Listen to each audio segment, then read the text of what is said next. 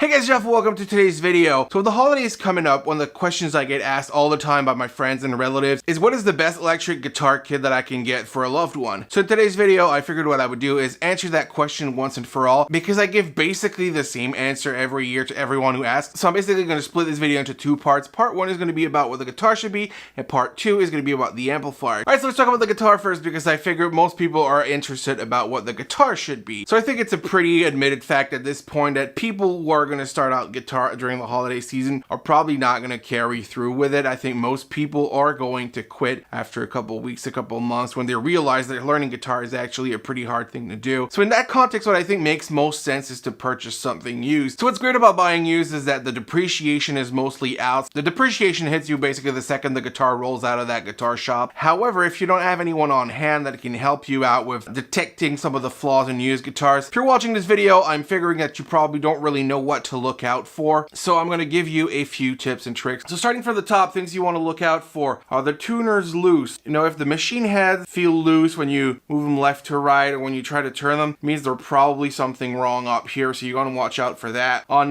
Gibson style instruments, you want to check out on the back here if there are any cracks around that area here. There is a lot of tension that goes into these guitars, and if there's any crack or any seam of a repair that's been done here, that's something to look out for. It doesn't mean that the guitar is necessarily broken, but it is definitely something to look out for. You also just want to check that nut area here. Does it look out of place? Does it look like it's been cracked? Does it look like it's been replaced? If the nut is not original on this guitar, it's not necessarily a bad thing, but again, if it shows significant signs that it's been done poorly, there might be something to look out for there. Other things that you want to look out for are the frets. If there are major dents in there, again, not the end of the world, but if they look like they've been dented significantly, it might be an indication that the guitar is due for a refret or a partial refret or at least some fret work, which can be expensive, so you want to watch out for that. A thing that is very hard for most people to watch out for is neck bow, but if you look down a neck from like this angle and you compare basically the bottom of the string that you're looking at with the curvature of the neck, right around the middle you should see some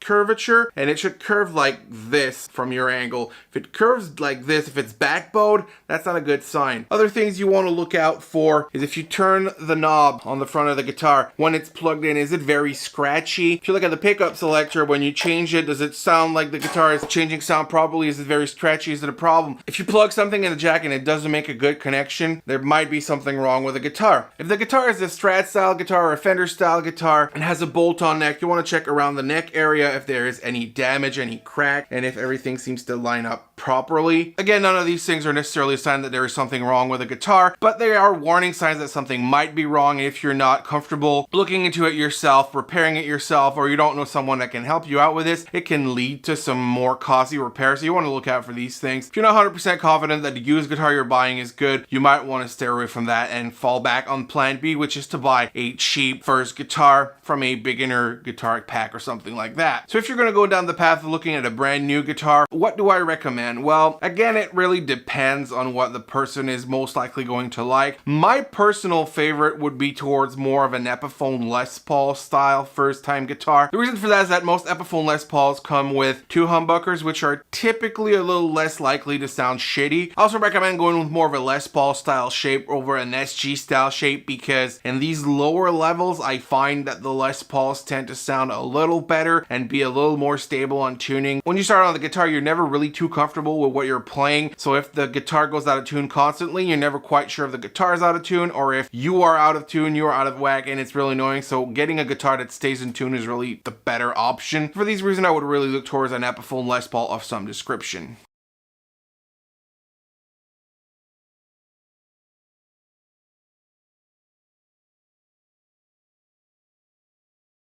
Now with that out of the way, let's talk about the amplifier situation. Now, amplifier is going to be more of a controversial topic because personally, I don't think that a little practice amp that you get at the guitar store for like $100 is really that good of a deal. The reason for it being that it's never really going to sound any good and it's never going to be really loud enough to play in a band situation. All it's really ever going to be loud enough for is to be annoying in the house or in the apartment that you live in. Also, when you plug headphones on things like that, it don't typically sound very good. So what I would recommend instead is going with some kind of USB adapter. IK Multimedia makes some pretty good ones. Those are things that you can plug into your computer, into your tablet, into your phone, and they will be accompanied with a piece of software that is typically, well, on the starting point, not very good, but those sounds are typically going to be on par with what you would get from a practice amp. You can plug headphones in there so they're not going to be annoying. You can plug speakers into those devices as well, which can make it sort of into an amp. And if at any point the person gets better and starts playing in a band or something, they will most definitely need to upgrade to a real amp anyway that is a little louder, a little bigger. And that device is still going to be practical for recording if they ever get into that. They're still going to be practical if they just want to practice and put some headphones on. Again, it sounds a little better. Most of these devices have a built-in solution for bringing audio from another source, so if they want to practice over existing tracks or whatever. I do have a full set of practice tracks for guitars